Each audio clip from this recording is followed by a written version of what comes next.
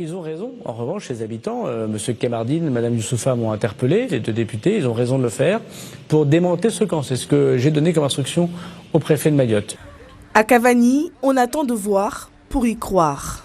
Pour moi, c'est juste pour nous dire, nous les habitants de Cavani, arrêtez le mouvement, on est en train de faire quelque chose, mais en réalité, on sait très bien que le problème n'a pas été arrangé.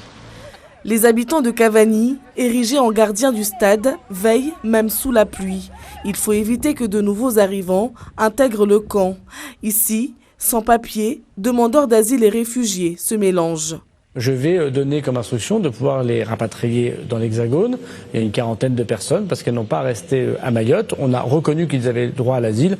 Là encore, les Mahorais et leurs élus semblent sceptiques. C'est comme eux, ils appellent une porte ouverte pour aller en Europe et ce n'est pas la solution pour Mayotte parce que les gens ils vont continuer à venir. Ils ont fait un constat de 700 migrants aujourd'hui. Donc si sur 700 migrants vous envoyez que 40, je veux dire que le sujet n'est pas traité. Il n'y a pas que ceux-là, les 700 qui occupent Cavani aujourd'hui. Il faut ramener tous les autres, mais ne pas penser à les donner des logements alors que les Mahorais ont besoin de logements. Et visiblement, les annonces du ministre de l'Intérieur ne réjouissent pas non plus les habitants du camp. Et lui, il a dit qu'il va enlever seulement les gens qui ont des documents ici. Mais il y avait des gens aussi qui n'ont pas de documents, qui sont toujours en cours dans les préfectures. Donc il faut prendre les solutions à tout le monde.